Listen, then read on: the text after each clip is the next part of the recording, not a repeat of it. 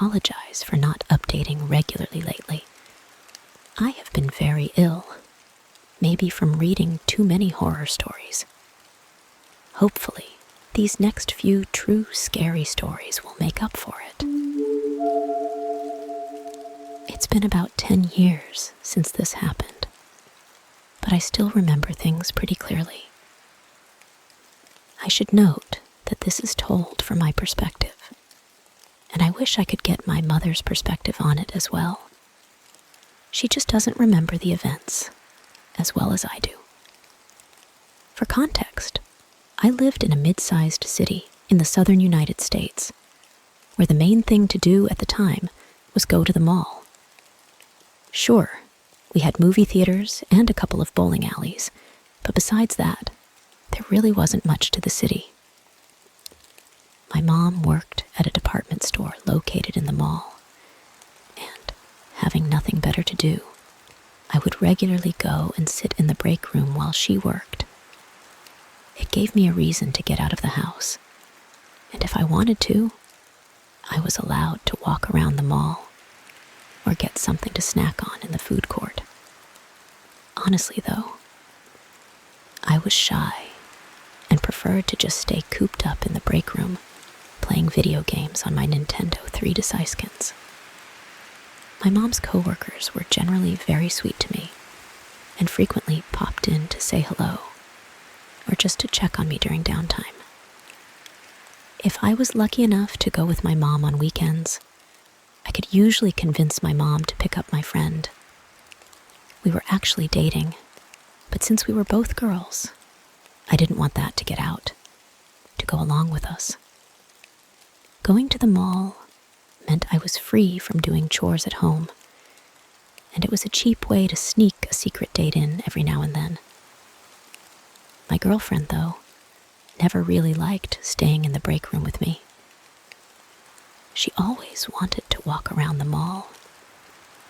I should note that she really enjoyed taking walks, so it wasn't out of the ordinary to want to do so at the mall as well. I just didn't like walking as much as she did, so I tried to weasel my way out of it whenever I could. I could usually convince her to just walk over to a nearby store and look around, or to go grab something from the food court rather than walking. But I noticed pretty quickly that she wasn't trying to actually get me to walk around. She just didn't want to be in the break room. Now, my girlfriend was more perceptive to things than I was, and I assumed she just didn't like the ambience of the break room for some reason. For a little while, I let it go, but eventually I got frustrated and asked directly what was really bothering her about the break room. I thought she was going to tell me that it was too cramped, or the lights randomly cutting off made her uneasy. The things that bothered me about it too. But no. What she told me was that she heard things in the ceiling, like someone was walking around in there. I had learned from my mother that there was a room in the ceiling, but it wasn't for walking around. It was for maintenance. Most of the stuff in there was wiring and insulation, but technically, someone could go up there. So I told my girlfriend this and said it was likely an employee up there to fix stuff. She said that was fine, but she didn't really like it and still preferred walking around or sitting in the food court. I understood her discomfort and wanted to help, so I agreed. We had a really good relationship in the sense of communication. And, though I got frustrated, I wanted to make sure she felt comfortable. Later that day, I mentioned what my girlfriend had told me and asked what they were fixing in the ceiling. Though, my mom just looked distressed and said they hadn't been up there fixing anything that day, but she wanted me to see something. My mom took me into the receiving room of the department store, which was just a room off in the back filled with boxes and random junk the store was going to put out for sale. The layout of this room, though, was sort of an L shape. One part of the L was used for receiving, but the other part was the way into the ceiling. I should clarify for this next part that to get into the ceiling, the store would have to call for the mall's maintenance team. They didn't have a ladder or anything on hand to climb in there, as it would have been a safety hazard. The only thing that this particular area had was a hatch that led into the ceiling. That was it. So, needless to say, I was horrified to see what appeared to be claw marks leading up the wall to the hatch. I still remember the way they looked. Brown gashes that had been dug into the concrete wall of the receiving room. I asked my mom if it was a prank, but she told me that this wasn't the first time it had happened, and she had no way of knowing I would even ask about it. According to her, these weird carvings had shown up several times over the course of a few months. Each time, the store would call in the mall's security and maintenance teams, who would clean the wall up and then go into the ceiling to investigate. Nothing had ever come of their searches, though, and they eventually gave up dealing with the marks. The only explanation mall security could give was that it was likely a homeless individual who had made their way into the ceiling by sheer willpower and happened to be very good at hiding during the searches. I stopped staying at the mall with my mom after that, and any time I wanted my girlfriend to come over, we found somewhere else to go during the day. Sometimes she'd just come over to my house and we'd watch TV or whatever. But I didn't feel safe going back to the break room after that. I knew nothing had happened up until that point, but I just didn't want to risk it, honestly. This happened to me 4 years ago. It's by far the most extreme and life-threatening situation I've been in. The eyewitness account you are about to read is 100% true and is mine. For some understanding, this happened in the United States. It was the summer of 2012. My longtime boyfriend and I had recently gotten married. Even though we were dirt-poor college students and lived in a dinky apartment, we were having a blast. That particular summer, we gathered with our friends at the local movie theater almost every weekend. There was one just down the street from our apartment that had really cheap movie tickets. A night out that was under $1.10 was certainly within our budget.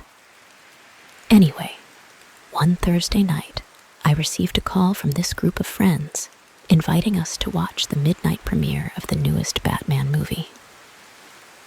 I had just finished working a 12-hour shift and was pretty tired. I almost refused the invitation and thought of crashing in my apartment instead. However, I didn't want to miss out on the fun, and it was a movie I'd wanted to see for a while anyway. Certainly, it wouldn't do any harm to stay up later than usual and miss a few hours of sleep, right? At 10:30 p.m., we met at the theater. We passed large cardboard cutouts of Catwoman and Batman as we walked inside, greeted by the smell of buttery popcorn and the chatter of excited moviegoers.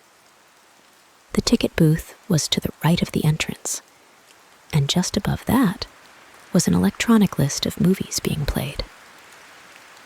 The 12 a.m. showing of The Dark Knight Rises was displayed up there in bright red letters. Being paranoid that the tickets would sell out quickly, one of my friends swung by earlier that day and purchased tickets for all of us. We bypassed the ticket line and went straight to the ticket taker. She smiled at us and kindly directed us to Theater 9, which was on the right side of the lobby.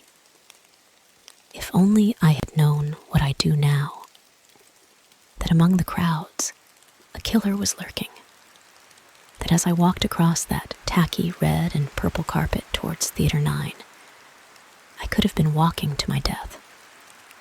I think about it often now, what I would have done had I known. Pulled the fire alarm, called the police, screamed for people to run away. But of course, I had no way of knowing what was about to happen. Oblivious to the peril I was putting myself in, I pushed open the doors for Theater 9 without giving it a second thought. The hallway in this theater was shaped like a U, and you could go either right or left. Theater 9 was the largest screening room in the building, perfect for accommodating the crowds that midnight premieres brought in. The screen was motionless and gray. Not even the previews had started yet, because there was still a good hour and a half to go until the movie actually started. We entered on the right side, so all of the seats were to our left. I remember being surprised at just how packed the theater already was. Just about every seat was filled, much to our dismay. At first, it seemed like we wouldn't find a spot to sit together. Now, the way this theater was set up, there was a section of seats right in front of the screen. This area was flat, and there were about 5 rows of seating in this section. A lot of seats in that section were empty, but sitting right in front of the movie screen sucks, and none of us wanted to sit there. One of my friends then spotted a row with 5 empty seats, all next to each other, perfect for the amount of people we had. These seats were about 3, 4 rows up from where the seating rows start to elevate. We ran up the stairs before someone could take the seats and filed in. My husband, Brock, sat in the 5th seat. I sat next to him, and my friend Samantha sat next to me on my right side. Her boyfriend, Tommy, sat next to her, and another friend named Leo sat in the aisle seat. We spent the next several minutes casually chatting, joking around, and laughing. After a while, my 3 friends went to the lobby to buy drinks, and that addicting movie theater popcorn. While they were gone, Brock and I passed the time by people watching. The theater was bright since the lights weren't dimmed yet, and I could see everyone clearly. There were a lot of people dressed in Batman t-shirts and hoodies. One person even had a mask, and one of those shirts with an attached cape. There were a lot of kids in attendance as well, which wasn't surprising because even though it was a Thursday night, it was summer vacation, so that meant no school the next day. Of all the people I saw, the person I will never forget was the little girl sitting in the same row a few chairs away. She was really cute, blonde with blue eyes, and passed us several times on her way to the lobby, each time coming back with various snacks and popcorn. Overall, people seemed very excited to see the movie, and the room was filled with energy and laughter. After what seemed like an eternity of waiting, the lights started to dim, and the previews began. Just like every movie I've seen before, a quick animation flashed across the screen, reminding us to get refreshments from the lobby. We were already devouring that popcorn like ravenous animals. To silence our cell phones, and to make sure we know where the emergency exits are. The animation had this ugly CGI cat in a tuxedo that was sitting in a movie theater. I casually glanced at the bright green emergency exit signs that were on the left and right sides of the movie screen I didn't think much of the reminder, like usual. After that, I only remember one preview for The Man of Steel. The others, I'm not sure what they were about. When the movie started, the theater erupted into cheering and clapping. The title of the movie, The Dark Knight Rises, exploded onto the screen. This was followed by the scene where Bane is hijacking a plane. I thought this scene was pretty cool, and it caught my interest right away. Only when the movie started to get a little less interesting did I remember just how tired I was. I decided I would close my eyes at the more boring parts to get a little bit of rest. I had been awake for 20 hours at that point, so I was rightfully sleepy. My eyes were closed for most of the duration of Batman and Catwoman's encounter. I don't really remember what was going on in that part of the movie. Perhaps some of you have seen it and know what I'm talking about.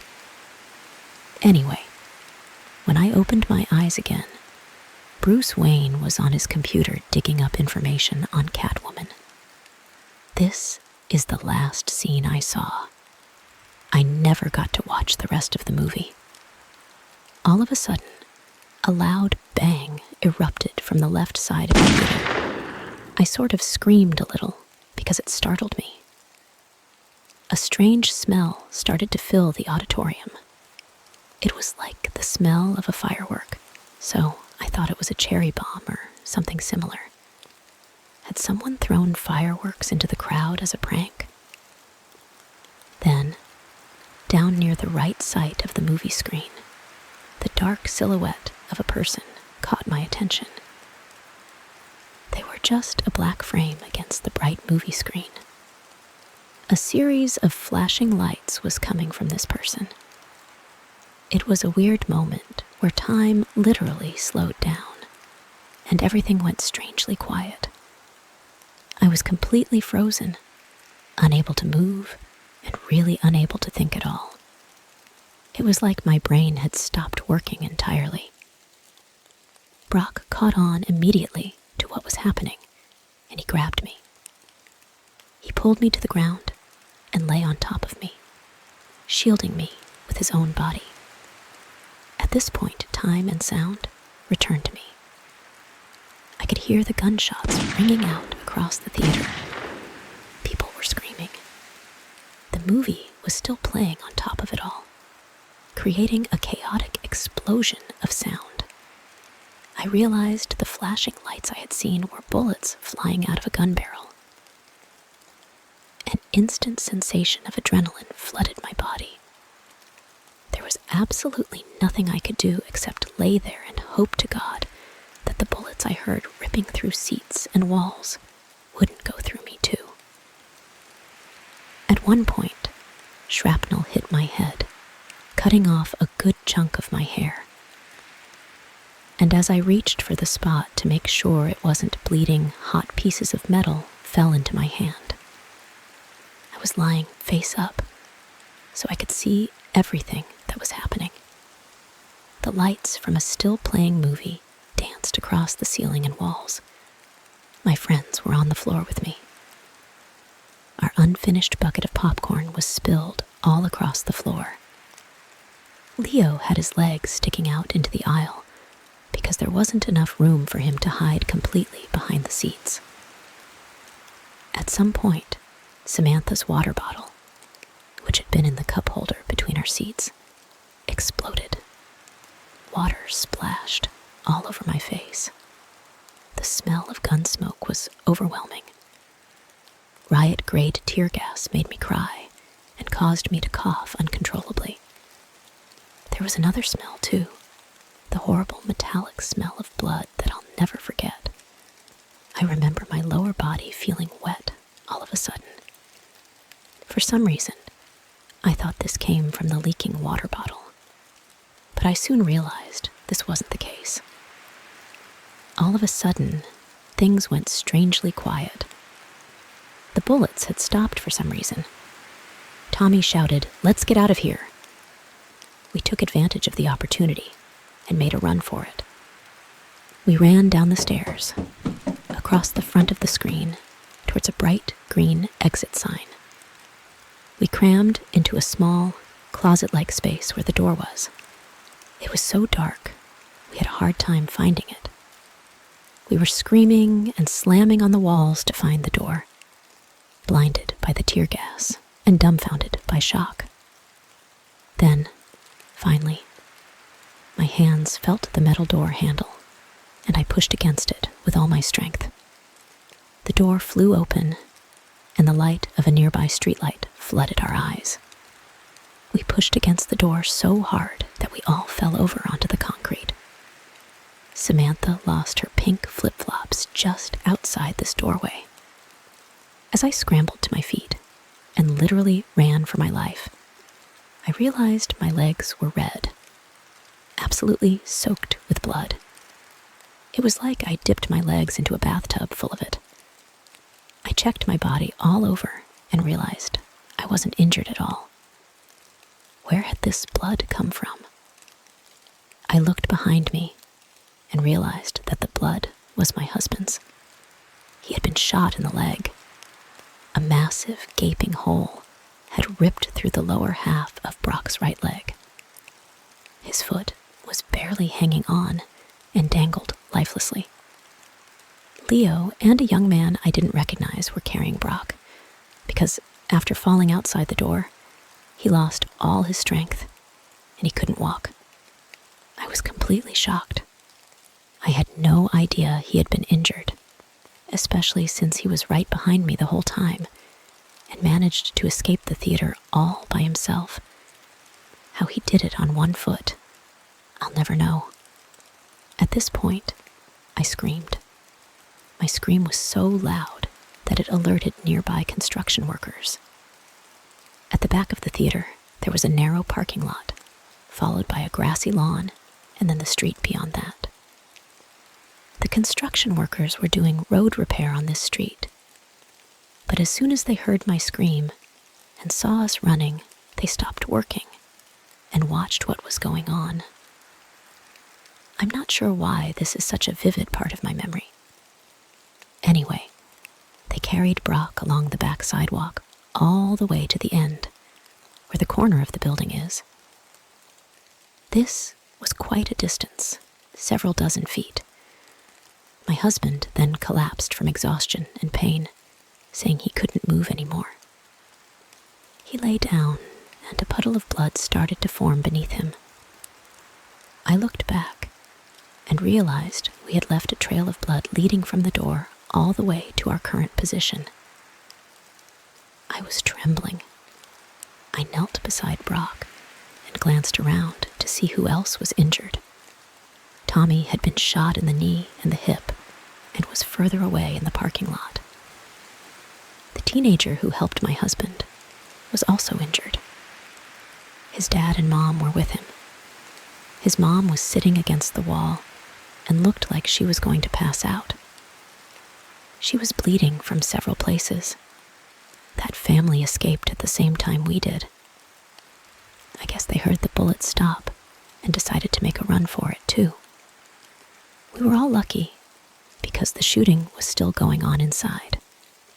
I had to take off my shirt and use it to stop the bleeding. I'll never forget how lifeless and limp his leg felt. And I imagined that's what a dead body must feel like. I got blood all over my hands and arms. The police showed up really, really fast. I'd say we were only outside for a minute or two before the red and blue sirens filled the night and rushed to our location. We were literally a block away from the police station. A female officer stood by us the whole time until paramedics arrived, which took a very long time. Brock was one of the last to be taken to a hospital. He was bleeding out for almost 20 minutes before an ambulance pulled up on the same street with the roadwork. At this point, he had become almost unresponsive and was on the verge of unconsciousness. Several massive guys rushed across the grass with a stretcher loaded him onto it, and then ran with him back to the waiting ambulance. I wasn't able to go with him because there was another injured person in the ambulance, and it was too crowded. I wandered around to the front of the theater alone, unsure of where my friends had went. My blood-stained shirt and a pool of blood were left behind on the corner of that sidewalk. Walking through the crowds felt like a dream. I couldn't believe what just happened. People were in hysterics and crying. A lot of people, such as me, were covered in blood. And, like me, I'm pretty sure the blood staining their skin and clothes wasn't their own. A lot of people seemed to notice how lonely and dazed I looked, so they kept me company, and even offered me a ride to different hospitals to find Brock, because I hadn't been told what hospital he was taken to. I hung around these people for a while, as police swarmed the area and asked us what we saw inside the theater. The whole parking lot was on lockdown, and we weren't going to be allowed to leave anytime soon. It was around 2 a.m., so it was very dark outside still, and I was pretty cold, wearing only an undershirt and shorts. The flashing red and blue lights of what seemed like 100 police cars were blinding. I remember seeing a big police vehicle pull up that said something like Crime Scene Investigation Unit on it. I think that's when it really sank in and hit me. I started to get sick to my stomach and wanted to vomit, but somehow I was able to hold it back. Eventually, police started letting people leave. I jumped into my truck and booked it out of there. I was in such a panic that I didn't even think to go back to my apartment, grab my cell phone, which I had forgotten, and call my parents or someone else to help me. I was angry, upset, scared, and most of all, still in a state of shock. Was I really going to lose Brock only a month shy of our first wedding anniversary because of some psychopath with a gun? Thankfully, by the time dawn rolled around, I found the hospital he was treated in. This was in the next city over, maybe 45 minutes from the theater, if you're going the speed limit. I was so happy to be there, and the hospital staff were all so welcoming and understanding. After making sure I wasn't injured as well, they let me wait in the ICU room that Brock would be placed in when he was done recovering from surgery. I was so glad he was alive. Brock and Tommy both had survived, though many others weren't so lucky. I found out the following day, after some much-needed sleep on a hospital couch, that 12 people were killed in this shooting, and over 70 were injured. I remember they first thought 15 people were killed, but the real number was 12. The little blonde girl sitting in my row did not survive. She died in the theater no more than a few feet from us. She had been shot multiple times. A heartbroken police officer, who cried during his court testimony, tried unsuccessfully to save her by carrying her out of the theater and having her sent to a hospital. Tommy was rushed to a different hospital in the back of a police car. He underwent surgery and made a full recovery. The bullet missed his hip bone and narrowly missed his urinary tract and bladder. According to the surgeons, my husband lost almost half his blood. Brock made it to the hospital just in time. Any later, and he would have died. He underwent several blood transfusions and was in the hospital for 21 days. The wound to his leg was severe enough that they had to amputate it after trying unsuccessfully to save it. It's been so long since the shooting happened that my husband, friends, and I have been able to recover from it somewhat. The The event was pretty horrifying and has left us scarred, for sure. I wouldn't consider that part of the story to be creepy, though. No, the creepy part is the shooter himself. I later learned much about him from the murder trial that would follow in the coming years, though my encounter with this man was very brief. He has affected my life greatly. Just to know that people like this exist is disturbing. He is certainly one twisted individual that I never want to see again. I learned everything from watching the televised trial that took place in early 2015. This guy was going to school for neuroscience or something in California. I guess he was a pretty smart guy. However, for some reason, he had an obsession with killing people and had a stalker mentality. After dropping out of his university, he moved to my state and chose my local theater to commit a mass shooting.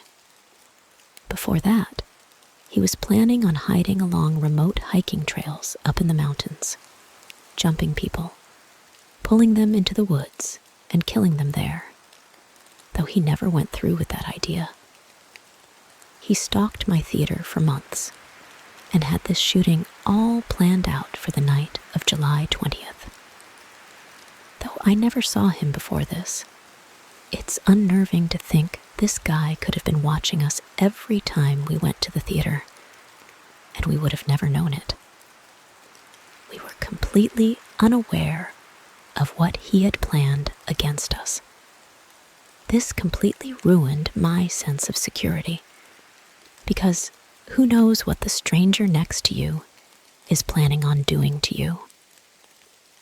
I came very close to the shooter, but I never actually saw his face in person until I was forced to testify in court. Of course, I saw his mug shots on television, but while in the theater, I only saw him as a dark silhouette in the shadows, like a demonic figure rendered from the darkest and most sinister nightmare. He was even in the hallway that we passed upon running for the emergency exit. The only thing stopping him from killing us there and then was his jammed assault rifle. To commit this crime, he ordered a few thousand rounds of ammunition, riot gear and armor, tear gas, an assault rifle, and a shotgun. He took pictures of himself, which were shown in court, wearing all of this gear like some sick trophy and holding up these weapons with a menacing smile. He dyed his hair orange and put in these creepy black contacts while making devilish faces into his camera. Something that made me sick just looking at. Before driving to the theater with all of this gear in his car, he booby-trapped his entire apartment and set it to explode if anyone opened the door. Then, once at the theater, he posed as a moviegoer and even bought a ticket for the movie. I think his ticket had Theater 8 on it, which was next door, but Theater 9 had more people in it, so he went into number 9 instead. He was in the few front rows.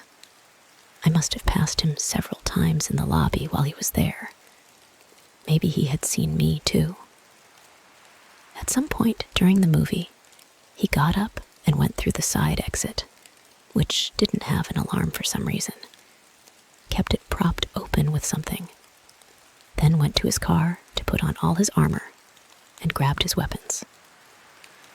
Then he came back inside and started shooting. When we escaped the theater, we ran past his white car, which was parked right at the exit. We didn't even notice it. At some point, he came outside, and he would have seen us there on the concrete.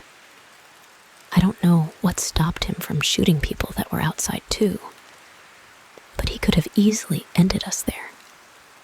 And then, if he wanted to. I think the hardest part for me was facing this twisted individual in court.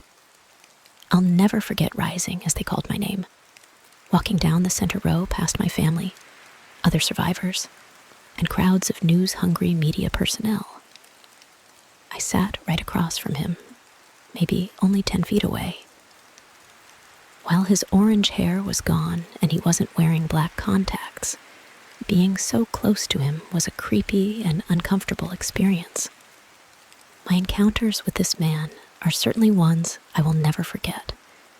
I can now say that I've come face to face with a true, deranged psychopath. He just had this blank stare in his eyes the whole time. If eyes truly are the windows to the soul, then his soul was filled with nothing but a cold indifference for those he had murdered and harmed.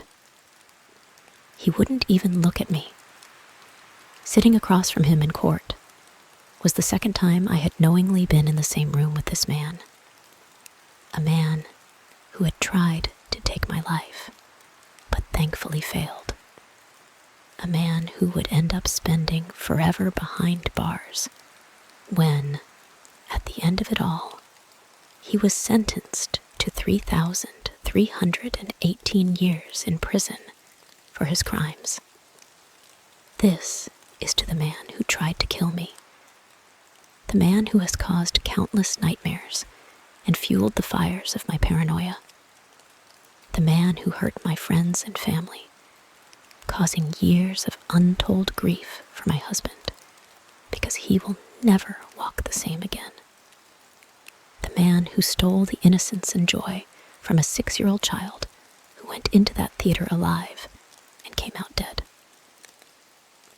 To the man who carried out the worst mass shooting in Colorado history, let's not meet again. Ever. I hope you rot in prison. I was about 7 years old. My brother, about 10. It was well past our bedtime when our mom woke up off the couch to put us to bed.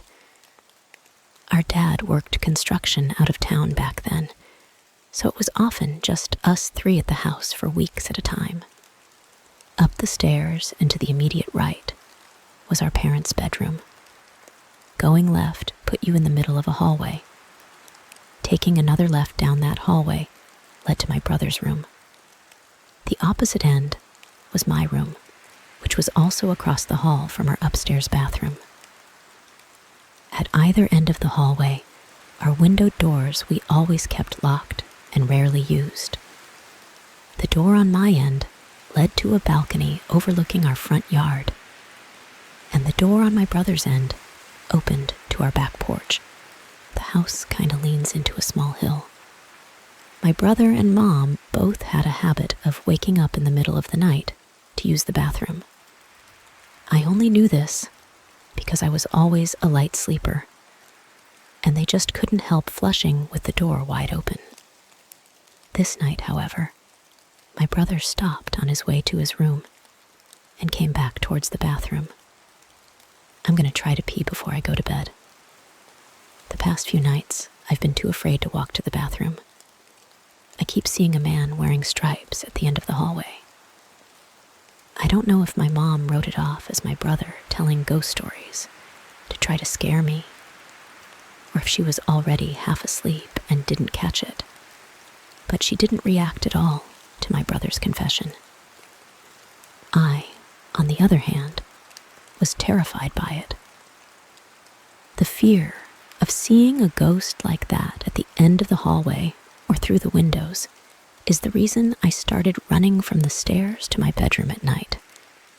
Years later, when I was about 18, my mom and I were having a conversation in her car about a dog we had for a very short time when I was little.